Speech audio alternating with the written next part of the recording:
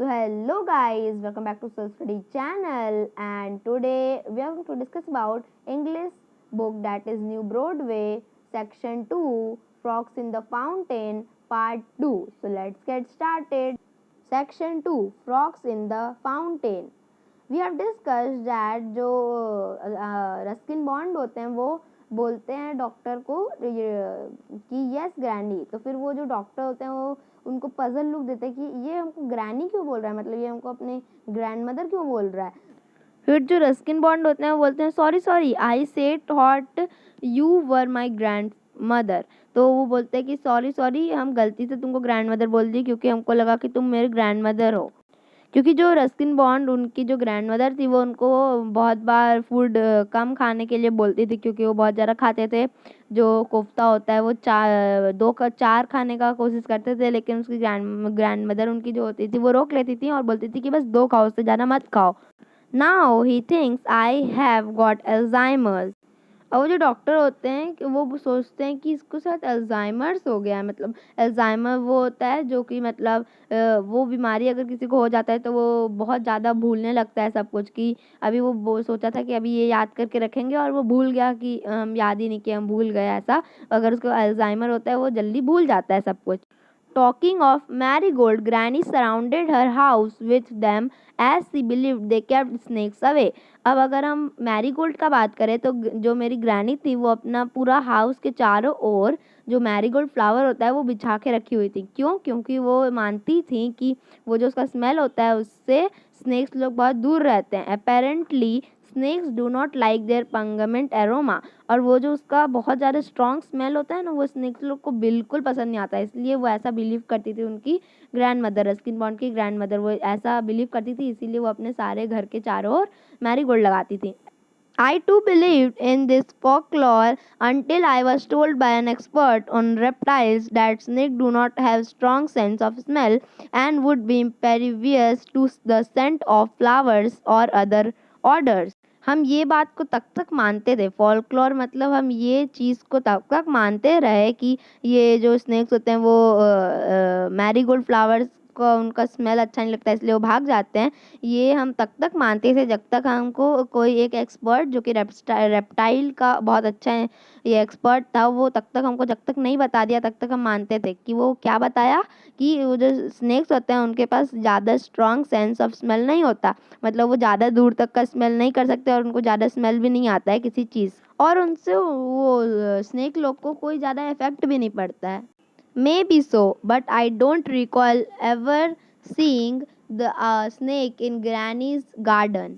हो सकता है कि ऐसा भी हो सकता है कि स्नेक्स लोग को मतलब उससे अजीब लगता होगा बस उसी से, लेकिन उनका सेंस कम होता है सूंघने का, फिर भी वो उन लोग को मैरीगोल्ड फ्लावर अच्छा नहीं लगता होगा इसलिए दूर रहते होंगे वो लोग। हो सकता है ऐसा, वो रस्किन बर्ड जो होता है वो ऐसे सोचते हैं। और वो ये बोलते हैं कि हम ग्रैनी के गार्डन में एक भी बार कभी भी नहीं देखे, क्योंकि वहाँ पे बहुत सारा मैरीगोल्ड है, इसीलिए हम कभी भी गार्डन में स्नेक्स नहीं देखे हैं।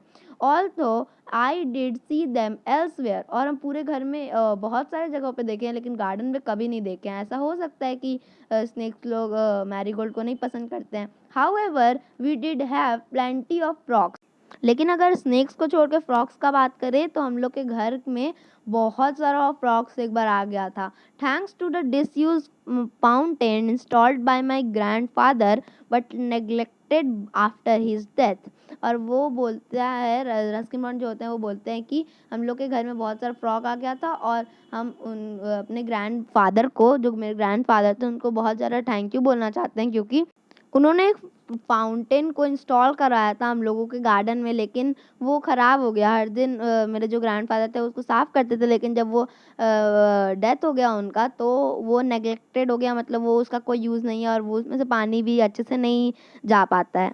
The fountain hadn't functioned for a couple of years, but the little reservoir in which it stood had filled up with rainwater and was now covered with water lilies.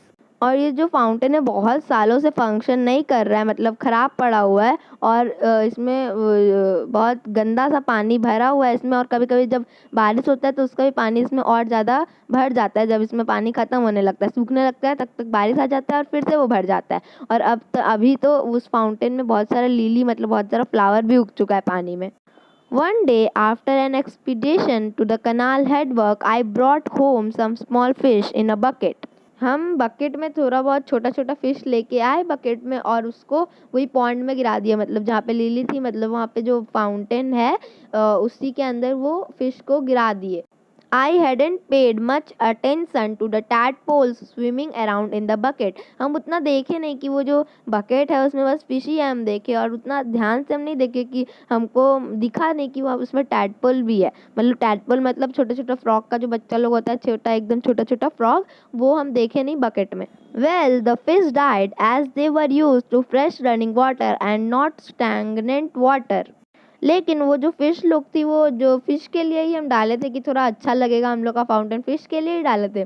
लेकिन fish जो है वो fresh water में ये अच्छे से swim कर सकती है और रह सकती है। लेकिन वो जिसमें हम फ़िश डाले वो तो पानी गंदा सा था और वो ज़्यादा फ्लोट भी नहीं कर रहा था, तो उसमें फ़िश लोग सब मर गई। But the tadpoles did very well and before long we had frogs sleeping all over the place. लेकिन जो टैडपोल्स होता है वो गंदा पानी में भी सर्वाइव कर लेता है, इसीलिए वो लोग बहुत अच्छे से सर्वाइव कर गया उसमें। और ये ज़्यादा दिन नहीं लगा कि फ्रॉग्स सब अलग अलग जगह पे कूदने फांदने लगे, और बहुत सून, मतलब बहुत ही ज़्यादा जल्दी वो फ्रॉग्स जो हैं वो बड़े हो गए और बहुत ही ज़्यादा मल्टीप्लाइड हो गए। मतलब बहुत सारे फ्रॉग्स एक एक एक करके बहुत ज़्यादा फ्रॉग हम लोग के घर में हो गए, क्योंकि वो फाउंटेन में डाला था और वहाँ पे वो लोग मल्टीप्लाई हो गए, बहुत सारे हो गए। They would come into the veranda at night and keeps us awake with their incessant singing and warbling. और रात को जब हम लोग सोते थे तो वो लोग वरांदा में आ जाते थे, हम लोग के घर के वरांदा में आ जाते थे और एकदम अजीब सा आवाज़ निकालते थे और हम लोग को उठा देते थे, हम लोग को अच्छे से सोने नहीं देते थे। I can't sleep a wink, complained Aunt Mabel, who was sensitive to the noise and allergic too. और जो आंट मैबल में हम लोग के घर में रहती थी वो कंप्लेन की हम लोग को कि हम थोड़ा सा भी नहीं सो पाते हैं रात को ये लोग के नॉइज़ की वजह से, क्योंकि वो एलर्जी था, उनको बहुत ज़्यादा एलर्जी था उस नॉइज़ से, मतलब वो बहुत ज़्यादा अजीब लगता था उनको वो noise. They will go away once the rain finish और सेड ग्रैंड होपफुली। शायद वो लोग चले जाएं जब बारिश ख़त्म हो जाए, क्योंकि उस समय बारिश का समय था और फ्रॉग लोग ज़्यादा होते थे, तो लेकिन जब बारिश ख़त्म हो जाए शायद फ्रॉग लोग चले जाएं। But they did not go away, लेकिन वो बारिश ख़त्म होने के बाद भी नहीं गए। One day screams came from the bathroom. एक दिन कोई बाथरूम में से चिल्ला रहा था, आंट मैबल स्क्रीमिंग फॉर हेल्प। और आंट मैबल जो होती है वो ही हेल्प के लिए चिल्ला रही थी बाथरूम के अंदर से। Granny, the Khansama and I ran to her aid and discovered that the cause of her distress was a large frog swimming around in the pot. और फिर जब मेरी जो ग्रैंडमा है और जो खनसमा, मतलब जो हम लोग का खाना बनाती है, जो हम लोग के घर में काम करती हैं, वो और हम एकदम तेज़ी से भागे कि क्या हो गया क्या हो गया। और वहाँ पे जाके पता चलता है कि वो इसलिए चिल्ला रही थी और हेल्प के लिए मांग रही थी क्योंकि ये बाथरूम में भी फ्रॉग आ गया था। The frog jumped straight into aunt Mabel arms. जो फ्रॉग होता है वो सीधा आंट मैबल के हाथ पे कूद के पहुंच जाता है सीधा बाथरूम से।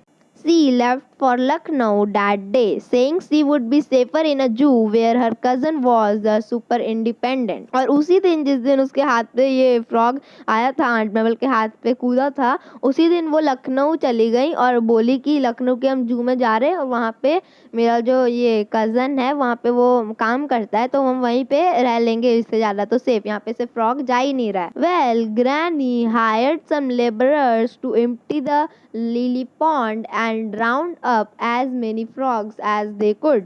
और आंट मैबल के जाने के बाद उन लोग को भी बहुत दिक्कत हो रहा था, तो ग्रैनी डिसाइड की कि अब ये लोग अपने आप नहीं जाने वाला, हम लोग को कुछ लेबर को बुलाना पड़ेगा जो कि यहाँ से लिली पॉन्ड से यहाँ पे फ्रॉग्स को लेके जा सकें, कहीं भी कहीं और लेके जा सकें।